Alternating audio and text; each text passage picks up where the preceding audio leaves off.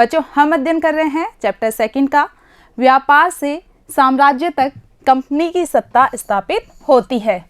इस चैप्टर के पूर्व के 2 वीडियो के तहत हमने जाना कि किस तरह से British east India company Bharat में व्यापार के सिलसिले में आती है।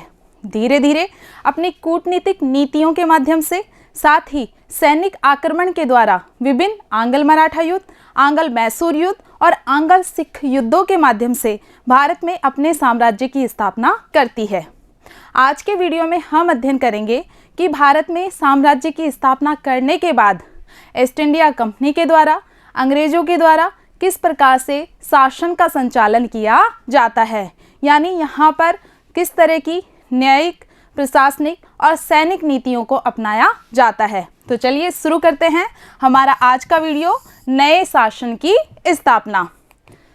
बच्चों, सबसे पहले हमें ये चीज़ क्लियर होनी चाहिए कि ईस्ट इंडिया कंपनी भारत में व्यापार करने के लिए आई थी। ये है हमारा भारत और ये है यूरोप। यूरोप में ये है ब्रिटेन, और ब्रिटेन की एक कंपनी वहाँ की महारानी एलिजाबेथ प्रथम से पूर्वी देशों के साथ व्यापार की अनुमति लेकर के व्यापार करने के लिए आती है भारत में। हालांकि उसका उद्देश्य एकमात्र लाभ कमाना होता है।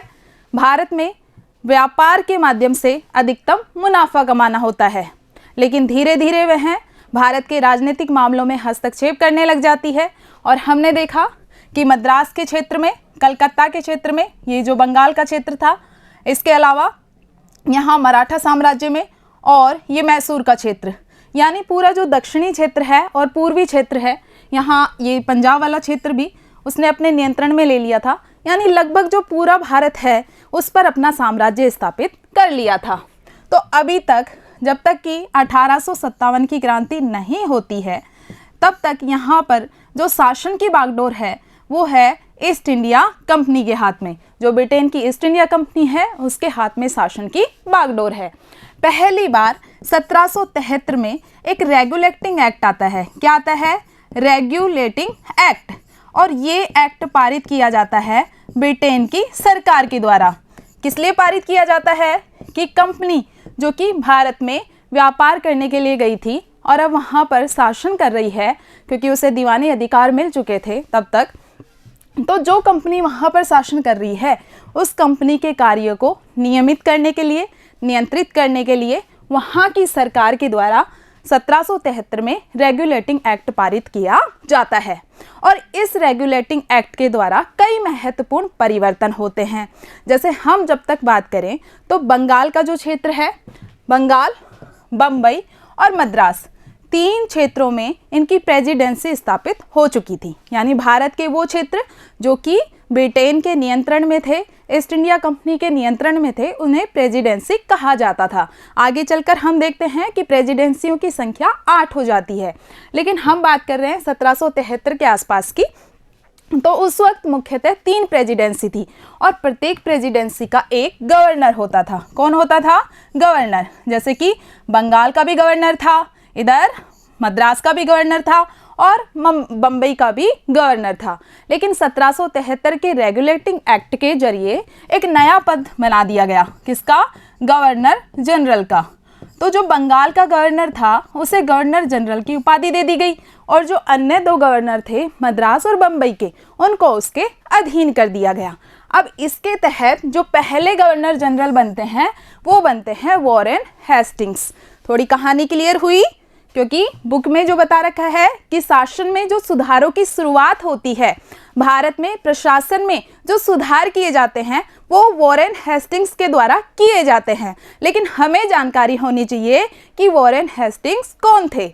हमने देखा कि किस तरह से ब्रिटेन की कंपनी आई, भारत में साम्राज्य स्थापित किया। ब्रिटेन की सरकार ने कंपनी के कार्य को नियमित करने के लिए, नियंत्रित करने के लिए 1773 में एक रेगुलेटिंग एक्ट पारित किया, और उस एक्ट के जरिए इन्हें गवर्नर जनरल का पद दिया गया। इसी के साथ ही आगे हम देखेंगे कि 1773 के रेगुलेटिंग एक्ट के द्वारा ही एक सर्वोच्च न्यायालय के गठन का भी प्रावधान किया गया।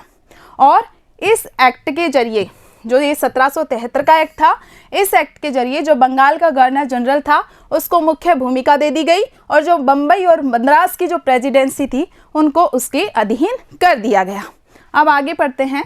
गवर्नर जनरल वॉरेन हेस्टिंग्स ने, जिनका कि कार्यकाल रहा गवर्नर जनरल के रूप में 1773 से 1785 तक, इन्होंने कंपनी के क्षेत्र के विस्तार में महत्वपूर्ण भूमिका निभाई। कंपनी का जो साम्राज्य था, कंपनी का जो क्षेत्र था, उसको बढ़ाने में वॉरेन हेस्टिंग्स ने महत्वपूर्ण भूमिका निभाई।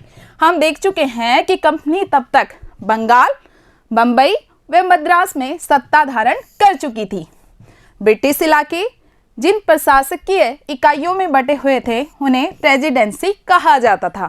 इसको मैं थोड़ा समझाना चाहूँगी। जैसे वर्तमान में हम भारत का उदाहरण लें तो प्रशासन की दृष्टि से भारत को 28 राज्यों में विभाजित किया गया है। इसके अलावा 8 केंद्र शासित प्रदेश भी हैं। ठीक उसी तरह से उस वक्त जो क्षेत्र सीधे ब्रिटिश नियंत्रण में थे, जो ब्रिटिश प्रशासकीय इकाइयां होती थी, उन्हें प्रेसिडेंसी कहा जाता था। प्रत्येक प्रेसिडेंसी का शासन गवर्नर के पास होता था और सबसे ऊपर गवर्नर जनरल होता था। वॉरेन हेस्टिंग्स ने कई न्यायिक व प्रशासनिक सुधार के कार्य किए, यानी शासन के क्षेत्र में और न्याय के क्षेत्र में कई सुधार के कार्य गवर्नर जनरल वॉरेन हेस्टिंग्स के द्वारा किए गए। सबसे पहले हम देखते हैं कि वॉरेन हेस्टिंग्स, जो कि यहाँ पर गवर्नर जनरल रहे, जब वो वापस अपने देश लौटे, इंग्लैंड लौटे, तो वहाँ पर उन पर महाभियोग का मुकदमा चलाया गया।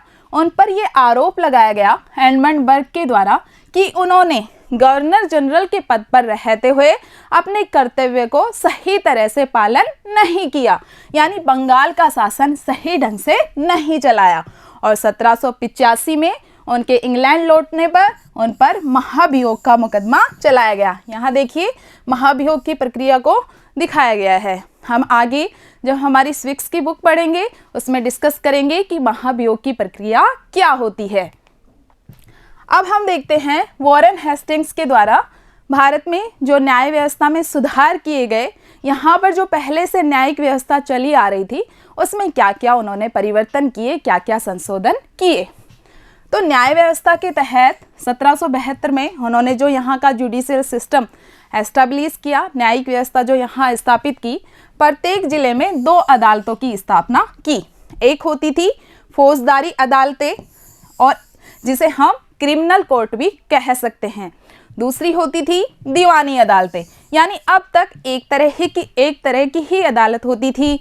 सारे मुकदमे एक तरह से ही सुने जाते थे, लेकिन उन्होंने प्रत्येक जिले में 2 अलग अलग न्यायालयों की स्थापना की। वर्तमान में हम देखते हैं तो वर्तमान में भी यही व्यवस्था है। कौन कौन सी अदालतें होती हैं? फौजदारी अदालतें और दूसरी दीवानी अदालतें। जो हमारे मारपीट के, चोरी के, डकैत के ये जो मुकदमे होते हैं ये फौजदारी अदालत में सुने जाते हैं। दूसरे हम देखते हैं जमीन जायदाद से संबंधित, धन से संबंधित, उत्तराधिकार से संबंधित जो मामले होते हैं वो दीवानी अदालतों में सुने जाते हैं। उस दौरान जो फौजदारी अदालतें स्थापित की गई उनको काजी व मुफ्ती के अंतर्गत रखा गया। हालांकि वो कलेक्टर की निगरानी में कार्य करते थे। इधर हम देखते हैं दीवानी अदालत। दीवानी अदालतों के मुखिया बनाया गया यूरोपियन जिला कलेक्टर को। आगे हम पढ़ेंगे कि कलेक्टर का जो पद था वो शक्ति का नया केंद्र था। कलेक्टर को न केवल राजस्व और कर से संबंधित, उनके एकत्रण से संबंधित शक्तियां प्राप्त थी, बल्कि उन्हें अपने क्षेत्र में न्याय और कानूनी व्यवस्था बनाए रखने का भी अधिकार प्राप्त था। तो सबसे पहले हम समझते हैं कि फौजदारी अदालतों के जो मुखिया थे काजी व मुफ्ती, तो ये दोनों पद क्या थे? काजी न्यायाधीश होते थे और मुफ्ती मुस्लिम समुदाय के एक न्यायविद होते थे, कानून के जानकार होते थे, जो कि कानून की व्याख्या करने का कार्य करते थे। और जो ये काजी थे वो मुफ्ती की व्याख्या के आधार पर ही फैसले सुनाया करते थे। एक बार और सुनिए, जो मुफ्ती होते थे वो न्यायविद होते थे, कानून के जानकार होते थे, कानून की व्याख्या करते थे, और उनकी इसी व्याख्या के आधार पर जो काजी होते थे वो महत्वपूर्ण मामलों में फैसला सुनाने का कार्य करते थे। इसी तरह से हम देखते हैं तो कलेक्टर के लिए भारतीय कानूनों की व्याख्या करने का कार्य मौलवी व हिंदू पंडित किया करते थे, क्योंकि कलेक्टर को भारतीय शासन व्यवस्था का, भारतीय कानूनों का, धर्मशास्त्रीय कानूनों का ज्ञान नहीं था। इसलिए कलेक्टर के लिए भारतीय कानूनों की व्याख्या करने का कार्य मौलवी व हिंदू पंडितों के द्वारा किया जाता था। लेकिन समस्या क्या क्रिएट हुई? समस्या ये उत्पन्न हुई कि जो ब्राह्मण पंडित धर्मशास्त्र की अलग अलग शाखाओं के हिसाब से स्थानीय कानूनों की अलग अलग व्याख्या कर देते थे। सबसे पहले ये समझो कि धर्मशास्त्र क्या होते थे। संस्कृत भाषा में लिखे गए होते थे और संस्कृत भाषा में मनुष्य के आचरण विचार से संबंधित एक तरह से हम कह दें कानून संग्रह, वो धर्मशास्त्र कहलाते थे। तो जो हिंदू पंडित थे, ब्राह्मण पंडित थे, वो हालांकि स्थानीय कानूनों की व्याख्या करके कलेक्टर की मदद तो करते थे, लेकिन समस्या ये थी कि सभी अपने अपने हिसाब से उन कानूनों की व्याख्या कर देते थे, क्योंकि अनेक धर्मशास्त्र थे और उन धर्मशास्त्रों के हिसाब से कानूनों की व्याख्या भी अलग अलग हो जाती थी, यानी कानूनों में एक रूपता नहीं रह पाती थी। तो इस समस्या का समाधान करने के लिए, इस जो ये अंतर आ रहा था कानूनों की व्याख्या में, जो भिन्नता आ रही थी, उसको समाप्त करने के लिए, कानूनों में समरूपता लाने के लिए 11 पंडितों को ये कार्य सौंपा गया कि आप भारतीय कानूनों का संकलन तैयार कीजिए, जिससे कि एक जगह हो करके जो धर्मशास्त्रीय अनुसार आप कानून की व्याख्या करते हैं, तो आप एक जगह कानून का संग्रह तैयार कीजिए। 11 पंडितों को ये कार्य सौंपा गया। इसी तरह से हम देखते हैं कि जब ये कानून संहिता बनकर तैयार हो गई, उन्होंने कानूनों का संकलन कर लिया, तो आगे चलकर NB हॉलहेड ने इस संकलन का अंग्रेजी में अनुवाद कर दिया और 1778 तक यूरोपीय न्यायाधीशों के लिए मुस्लिम कानूनों की भी एक संहिता तैयार कर ली गई कि हिंदू कानूनों का भी संग्रह तैयार हो गया और मुस्लिम कानूनों की भी एक संहिता तैयार हो गई, जिससे कि कानूनों में एक रूपता हो सके। 1773 के रेगुलेटिंग एक्ट के तहत, अभी मैंने जिक्र किया आपको रेगुलेटिंग एक्ट, जो कि ब्रिटेन की सरकार के द्वारा बनाए गए थे। 1773 के रेगुलेटिंग एक्ट के तहत एक नए सर्वोच्च न्यायालय की स्थापना की गई। इसके अलावा कलकत्ता में एक अपीलीय अदालत भी स्थापित की गई। और क्या नाम था अपीलीय अदालत का? सदर निजामत अदालत। भारतीय जिलों में सबसे जो ऊंचा पद होता था वो कलेक्टर का पद होता था और कलेक्टर के मुख्य कार्य थे लगान व कर इकट्ठा करना। इसके अलावा न्यायाधीशों, पुलिस अधिकारियों व दरोगों की सहायता से जिले में कानूनी व्यवस्था की स्थापना करना। तो बच्चों, हमने क्या देखा? हमने देखा कि किस तरह से वॉरेन हेस्टिंग्स ने यहाँ पर न्याय व्यवस्था स्थापित की 1772 में, जिसके तहत प्रत्येक जिले में 2 अदालतें स्थापित की गई, फौजदारी अदालतें और दीवानी अदालतें। फौजदारी अदालतों में जो निर्णय देने का कार्य काजी व मुफ्ती करते थे, जबकि दीवानी अदालतों के मुखिया यूरोपियन जिला कलेक्टर थे।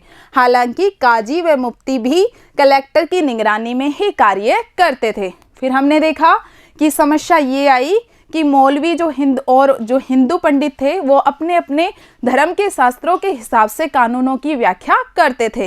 इस समस्या को दूर करने के लिए 11 पंडितों ने मिलकर हिंदू कानूनों का, जो हिंदू धर्म के अनुरूप भारतीय कानूनों का एक संकलन तैयार किया। उसी तरह से मुस्लिम कानूनों की भी एक संहिता तैयार की गई और 1773 के रेगुलेटिंग एक्ट के जरिए एक सुप्रीम कोर्ट की भी स्थापना की गई। अब आगे बढ़ते हैं, बात करते हैं सैनिक व्यवस्था की कि सेना के क्षेत्र में कंपनी ने क्या क्या परिवर्तन किए, क्या क्या बदलाव किए। तो सबसे पहले हम ईस्ट इंडिया कंपनी के भारत में आने से पहले की व्यवस्था यदि देखें तो जो मुगल सेना थी, मुगल सेना मुख्यतः 2 भागों में विभक्त थी, क्योंकि इतनी जानकारी तो हमें है कि ईस्ट इंडिया जब भारत में आई तब किसका शासन चल रहा था? मुगलों का शासन चल रहा था। जब हम बात कर रहे हैं मुगल कालीन सैनिक व्यवस्था की, तो मुगल सेना मुख्यतः 2 भागों में विभक्त थी। एक थी सवार यानी घुड़सवार, दूसरी थी पैदल सेना और मुगलों का अधिकतर जोर सवार सेना यानी घुड़सवार पर होता था। ज़रूरत पड़ने पर उनको सेना उपलब्ध कराने का कार्य सामंतों के द्वारा, जमींदारों के द्वारा, जागीरदारों के द्वारा करवाया जाता था। लेकिन ईस्ट इंडिया कंपनी ने आते ही सेना को पेशेवर तरीके से तैयार करना प्रारंभ किया। उन्होंने पैदल सेना पर बल दिया और सेना को आधुनिक हथियारों से सुसज्जित करना शुरू किया। इसी के साथ ही सेना में एक रूपता स्थापित करने की कोशिश की। तो चलिए देखते हैं।